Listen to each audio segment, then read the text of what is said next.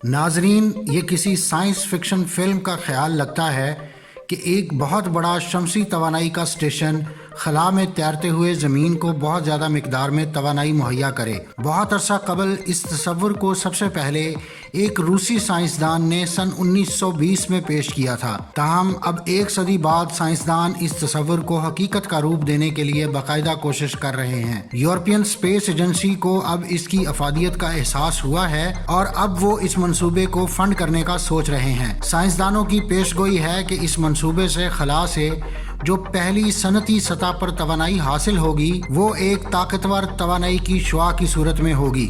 अगर आप मुख्तलिफ साइंसी, तारीखी और इल्मी मौज़ूआत पर सोचते हैं और मज़ीद जानने का तजस्सुस रखते हैं तो सब्सक्राइब कीजिए हमारा चैनल और बेल आइकन दबाइए ताकि इन मौज़ूआत पर तैयार की गई हमारी वीडियोस आपको फौरी मिल सकें। इस दौर का सबसे बड़ा मसला मौसमियाती तब्दीली है, लिहाजा बहुत कुछ दाव पर लगा हुआ है।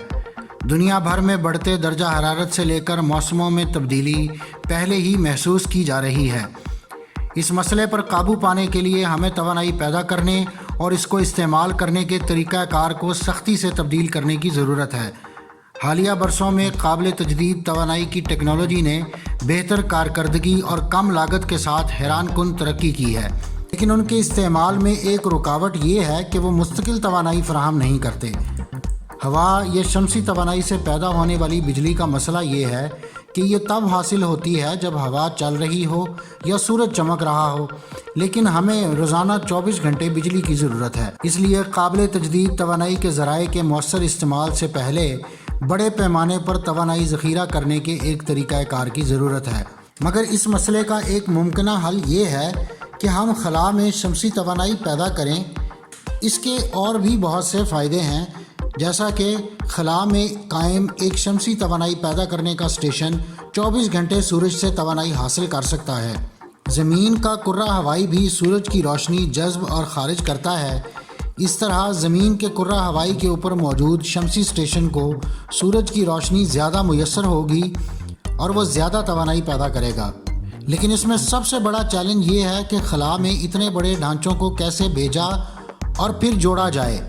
शमसी तवानाई के पैनल्स का हुजम 10 मुरबा किलोमीटर तक हो सकता है, जो 1400 फुटबॉल ग्राउंड्स के बराबर बनता है। खला में हल्के वज़न का ढांचा इस्तेमाल करना भी मुश्किल है, क्योंकि इस सब में सबसे ज़्यादा खर्चा इस स्टेशन को खला में रॉकेट के ज़रिए भेजने पर आएगा।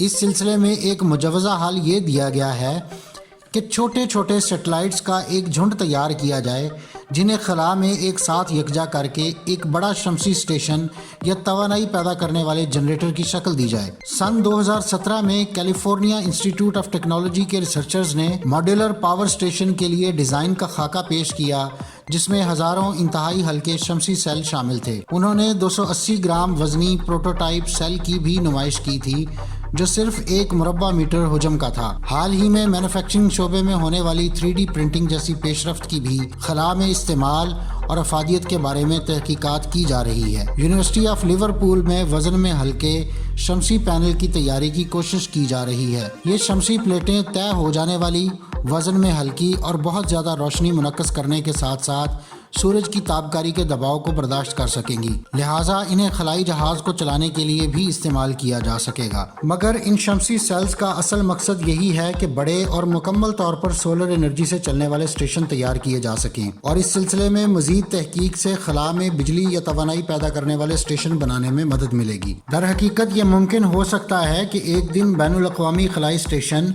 या मुस्तकबिल में चाँद की सतह पर बनाए गए स्टेशन से ऐसे यूनिट्स की तैयारी और उनकी तैनाती मुमकिन हो सके जो चाँद के गिर्द गर्दिश करे और जो चाँद पर मौजूद स्टेशन को बिजली फराहम कर सके। अगरचे साइंसदान इससे भी एडवांस लेवल के मंसूबे बना रहे हैं, जिनमें खला में इन स्टेशंस की न सिर्फ तामीर शामिल है बल्कि इनके लिए ज़रूरी मटीरियल भी खला से ही हासिल किया जाएगा, जैसा कि चाँद पर मौजूद मादनियात या खला में गर्दिश कर रहे ऐसे एस्टेरॉयड्स जिनमें ज़रूरी मादनियात बड़ी मिकदार में मौजूद हैं। लेकिन इस तमाम तर तरक्की के बावजूद खला में मौजूद किसी स्टेशन से ज़मीन तक बिजली की तरसील बहरहाल एक बड़ा चैलेंज बना हुआ है। साइंसदानों का इस बारे में मनसूबा ये है कि शमसी सेल से बिजली को तवानाई की लहरों में तब्दील किया जाए और इनको इलेक्ट्रोमैग्नेटिक फील्ड्स को इस्तेमाल करते हुए ज़मीन की सतह पर एंटीना के ज़रिए मुंतकिल किया जाए। ये एंटीना फिर लहरों को बिजली में तब्दील कर देगा। जापान एरोस्पेस एक्सप्लोरेशन एजेंसी के सरबराही में